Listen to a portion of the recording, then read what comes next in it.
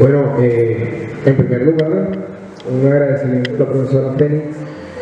Si se me va el gallo, pueden reírse todo lo que quieran.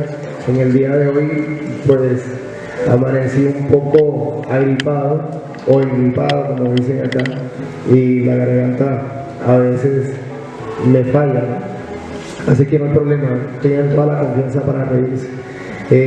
Agradecer a la profesora Fénix, a Susana, con quien me había conocido y es de alguna manera la gestora principal de mi estadía en el día de hoy acá, frente a un grupo de chicos que realmente me tiene complacido con la presencia de ustedes. Nada menos hablaba con Celso acerca de la importancia de crear nuevos públicos, y por lo que veo, Conferalco, a través del proceso que ustedes tienen acá, está apostándole mucho a eso. Ahora rato estaban viendo cine aquí, hay como un festival de letras, y de alguna manera sé que ustedes, quienes están aquí, son un público selecto porque están dentro de un grupo de literatura o escritores que tienen, ¿no? Y eso es importantísimo, sobre todo porque de alguna manera a través de esas actividades el colegio, la escuela les está promoviendo a ustedes la posibilidad de abrir horizontes culturales. La vida del ser humano, de nosotros, está regida por muchos elementos, pero casi siempre nos domina la cotidianidad. Y sucede que en nuestros barrios, en nuestras casas, la cotidianidad se reduce a muy poquitas facetas. Y cuando a uno le muestran los libros, lo traen a una biblioteca, le enseñan sobre pintura, lo llevan a galerías, a cine, le permiten ver otras posibilidades culturales que son propias del ser humano y que son necesarias para el alma del ser humano. Entonces, yo agradezco esta mañana a Conferalco, a la profesora Fénix, a Susana, por permitirme estar con gente joven que está en ese camino de abrir sus horizontes culturales. Realmente los invito a que sigan por allí sin dejar de hacer lo otro, ¿no? Bailar champeta, reggaetón, vallenato, ir a la fiesta, a los quinceañeros, sin dejar de hacer esa parte también, cultivar el alma y el intelecto a través de la literatura y de cualquier otra forma de manifestación que se da a través de los libros y que yo sé que ustedes ya se disfrutan. En la mañana de hoy me habían dicho que íbamos a hablar sobre Luis Carlos López, y yo empiezo por agradecer también el hecho de que la biblioteca tenga el nombre Luis Carlos López. ¿Por qué razón? Porque el hecho de que haya una biblioteca en un barrio, en un colegio, con un nombre de un escritor de la ciudad, de alguna manera nos está diciendo: tenemos que defender y empoderar lo nuestro. Luis Carlos López es quizás uno de los personajes del siglo XX más importantes a nivel cultural en la ciudad de Cartagena, y nosotros muchas veces, incluyéndome como profesor de español, lo reducimos a un poema y a la mención de un monumento que incluso mencionamos mal, porque Luis Carlos López en su poema A mi ciudad nativa dice a sus zapatos viejos, y nosotros decimos las botas viejas, ¿cierto? Y va y de pronto usted se mete en las botas y se tomó la foto, pero no se toma el trabajo de leer el poema que ahí está. Ese es un poema que, sin ser cartagenero, yo me aprendí desde hace mucho rato, sobre todo porque cuando leemos bien ese poema de Luis Carlos López, sabemos que Luis Carlos López nos está llamando la atención, nos está diciendo: hey, ya no sean más esa caterva de vencejos, vuelvan a ser águilas caudales. Hay fuerza, sobre todo esa fuerza que de alguna manera evocamos cuando decimos que aquí se dio la primera independencia de este territorio llamado colombiano. A veces hay una fuerza allí que parece que nos hubieran adormecido y que no quisiéramos usar. Luis Carlos López está haciendo un llamado de atención en ese poema, y bueno, ahí viene todo un proceso que él hace a través de sus 4 principales libros, hay otra cantidad de poemas sueltos, pero normalmente se menciona que Luis Carlos López tiene una obra corta, cuatro libros, si mal no recuerdo algunos títulos son de Mi Villorrio, que es el primer libro, el otro es Por el Atajo, está Varios a Varios, y el otro libro, no recuerdo el título, son 4 en total, ¿cierto? Entonces en esos 4 libros, Luis Carlos López nos invita, si los leemos con cuidado, posturas difíciles, nos invita a mirar nuestro tiempo y nuestra cotidianidad con una mirada, valga la redundancia, una mirada aguda. Él lanza esa observación sobre su contexto histórico en ese momento y luego la traduce en sus poemas, unos poemas irreverentes en todos los sentidos, tanto en la forma, porque no utiliza la forma del soneto tradicional que venían usando los poetas del romanticismo y del modernismo, como en el contenido. Hay algo importante cuando leamos a Luis Carlos López, es mirar la ironía, el sarcasmo, la manera como a través de una especie de mofa, de burla, cuestiona a la sociedad de su momento. Y creo que el sujeto lector, ustedes, tenemos que tomar el ejemplo de Luis Carlos López como cuestionador. Celso decía que Luis Carlos López es un poeta especial y a mí me parece realmente que tiene mucha razón en eso, sobre todo porque desde lo que les venía diciendo, a Luis Carlos López lo consideran algunos teóricos de la literatura, entre ellos Roberto Fernández Retamar, un poeta, muy buen poeta cubano y crítico literario. Dice que Luis Carlos López habría como una anticipación de lo que después Nicanor Parra va a llamar la antipoesía. Les voy a dar unos ejemplos. Finalizando, en alguna parte les voy a leer un poema titulado Non Plus Ultra de Luis Carlos López, pero antes me gustaría que miraran cómo es ese cuento de la antipoesía en Luis Carlos López. Vamos a hacer algo.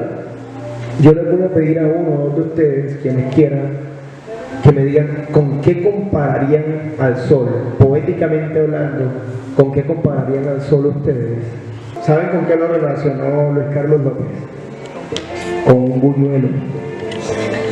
Yo le iba a decir, mírenle. Con una pizza.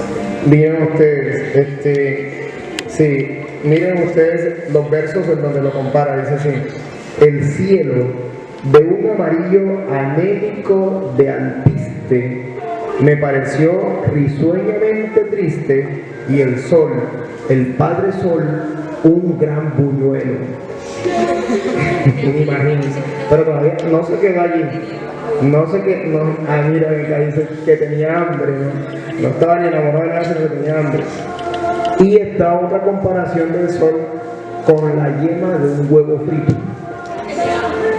¿Cierto? Mientras el sol, como una enorme yema de huevo frito, eso aparece en un poema titulado En una tarde otoñal. Entonces, estaba eso, ¿no?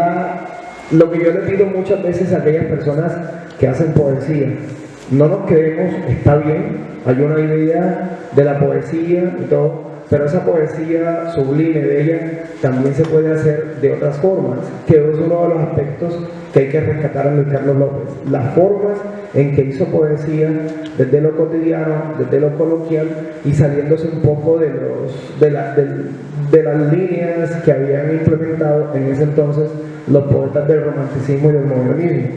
Por ejemplo, unas características que le diéramos nosotros a la luna. La luna, ¿con qué la compararían dos de ustedes? Queso. Una perla. Con una perla. Miren ustedes, una comparación supremamente sublime, ¿no? La luna allá arriba sería una perla. Sí. ¿Con? Queso. Bueno, Valeria parece que tiene hambre, con un queso, ¿no? Ajá. Entonces, otro por ahí que se les ocurra. ¿Con? Igual, la luna nos transmite otra forma de luz, ¿no? Distinta a la del sol, pero es luz. Ilumina la noche, ilumina la noche. sí, no tiene luz propia, sino que se apropia de la luz del sol y luego nos las pasa a su manera. También puede ser como una bola de algodón. Una Una bola de algodón. una bola de algodón, y ya esto es una comparación más tuertolopiana, ya se parece. Miren ustedes lo que dice Luis Carlos López en un poema sobre la luna. Sobre un techo pajizo llora una luna de latón, con una lata, con un latón, ¿cierto? Usted coge una lata de estas y la voltea y tiene el color plateado de la luna. Y él se le ocurrió eso. No hizo las comparaciones tradicionales que nosotros mismos hoy día hacemos. Eso lo hace especial porque dicen algunos críticos que Luis Carlos López introdujo de alguna manera la modernidad a través de los temas con su poesía. Ya estaba avanzando el siglo XX y todavía Colombia seguía quedada en la idea de poesía, y Luis Carlos López, junto con otros autores de otros lados, estaban trabajando la poesía de una manera diferente. Es decir, que lo hace especial el hecho de que innova en la poesía colombiana a partir de los temas que toca y la manera en que los toca. Hay unas razones especiales que yo espero que las generaciones a las que ustedes pertenecen y los que vienen más adelante de pronto empiecen a comprender de una manera distinta. Sucede en todo, y sucede en la literatura, que es algo importante.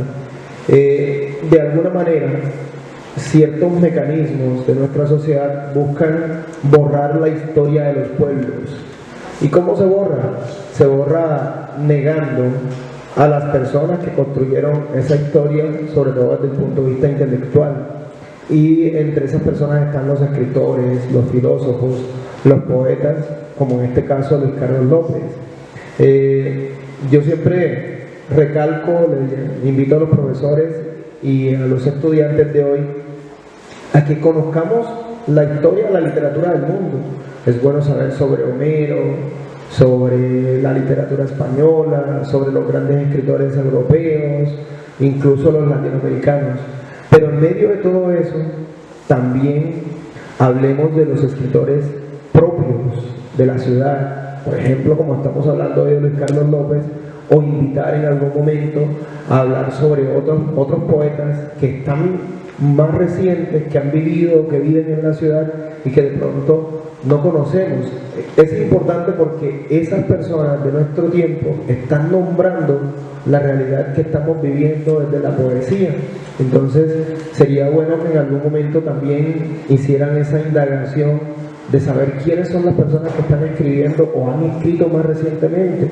Hay nombres como el de Raúl Gómez Hattin, el de Rómulo Bustos Aguirre, el de personas mucho más jóvenes, por ejemplo, recuerdo entre ellos al mismo Juan Carlos Céspedes, a Rodolfo Lara. Son gente que están haciendo incluso literatura y eventos literarios en la ciudad, que hay que conocerlos y también enriquecerlo, porque en algún momento ustedes también pueden llegar a hacer ese tipo de cosas.